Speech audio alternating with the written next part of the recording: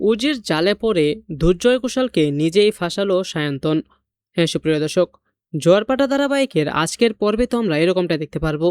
বিস্তারিত জানতে চাইলে এখনই ভিডিওটা একটি লাইক দিয়ে চ্যানেলটিকে সাবস্ক্রাইব করে একদম শেষ পর্যন্ত দেখতে থাকো। জোয়ারপাটা ধারাবাহিকের আজকের পর্বে তো আমরা সবাই দেখতে পারবো যে উজি সায়ন্তনকে বলতে থাকে যে তোমাকে এই সমস্ত কিছুকে এক্সপোজ করতে হবে। আমাদের পরিবারকে কারা ক্ষতি করার চেষ্টা করেছে, কারা সর্বনাশ করার চেষ্টা করেছে, এই সমস্ত কিছু তুমি নিজের মুখে স্বীকার করবে। আর তারপর আমরা দেখতে পারবো যে এবার এবার সায়ন্তন নিজেই মনে মনে বলছে যে দুর্জয় ঘোষাল তুমি আর বাঁচবে না, এবার তোমাকে ফাঁসাবো আমি।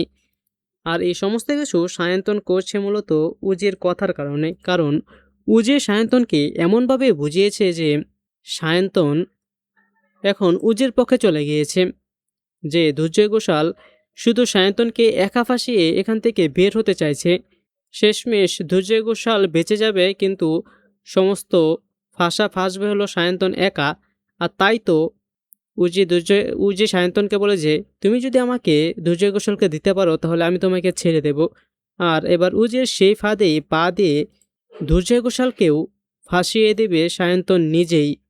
তো সুপ্রিয় দর্শক, আপনারাও এটাই চান তো যে এবার সায়ন্তন এবং দুর্জয় ঘোষাল দুজনকেই ফাঁসিয়ে উচিত শিক্ষা দেখ উজি?